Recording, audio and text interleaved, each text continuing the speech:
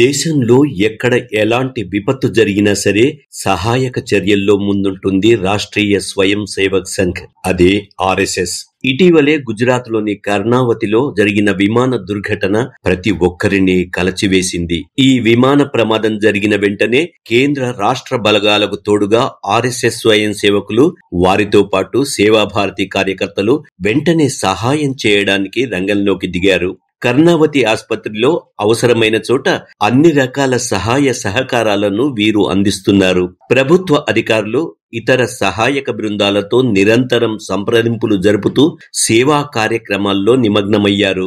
ముఖ్యంగా శవాలను, శిథిలాల నుంచి బయటకు తీయడం, విలువైన వస్తువులను ప్రభుత్వానికి అందించడం మొదలు క్షతగాత్రులకు అవసరమైన వైద్య సహాయం చేయడం, వార్డుల్లోకి తరలించడం, వైద్య సహాయం పొందుతున్న వారికి అవసరమైన సహాయాన్ని కూడా స్వయం సేవకులు అందిస్తున్నారు.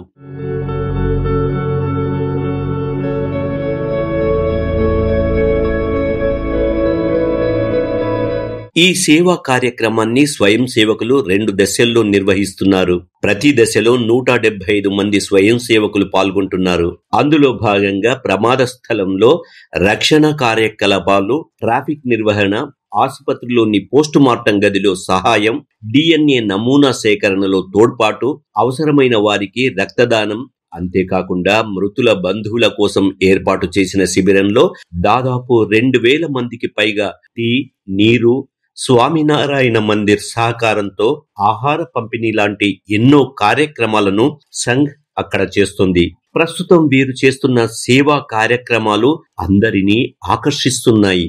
విమాన ప్రమాద బాధితుల విషయంలో ఆర్ఎస్ఎస్ కార్యకర్తలు చూపిస్తున్న ప్రేమాభిమానాలు, ఆపద నుంచి వచ్చిన వారిని కాపాడడంలో స్వయం సేవకులు చూపిస్తున్న నిబద్ధత, అకుంఠిత దీక్షను చూసి ప్రజలు వెన్నోళ్లా పొగుడుతున్నారు.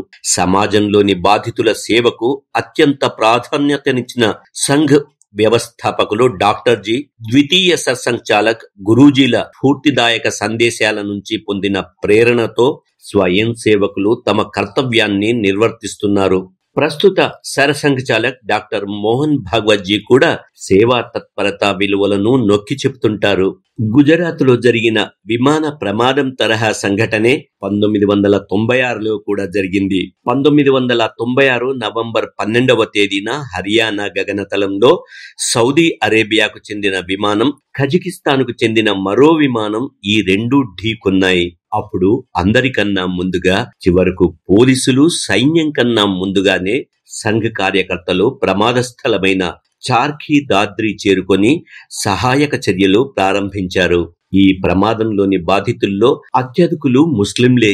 శరీర భాగాలు తెగిపడిన శవాల మధ్య స్వయం సేవకులు చూపిన సేవా తత్పరత, మృతుల కుటుంబాలకు అందిస్తున్న సహాయ సహకారాలు చూసి సంఘను ఎప్పుడూ విమర్శించే అప్పటి కేంద్ర పౌర విమానయాన శాఖ మంత్రి సీఎం ఇబ్రహీం కూడా వారిని ప్రశంసించకుండా ఉండలేకపోయాడు. నాడు సేవలందించిన ఆర్ఎస్ఎస్ కార్యకర్తలను ముస్లింలు మసీదులోకి తీసుకువెళ్లి సత్కరించారు. స్వయం సేవకులు మానవత్వంతో పనిచేస్తుంటారని మౌల్వీ మహమ్మద్ హమీద్ ఆనాడు కొనియాడారు. ఇదే సందర్భంగా ముస్లిం పెద్దలు, స్థానిక ముస్లింలు మాట్లాడుతూ తమకు ఎన్నాళ్ళు ఆర్ఎస్ఎస్ గురించి వేరే విధంగా నూరిపోశారని చెప్పారు.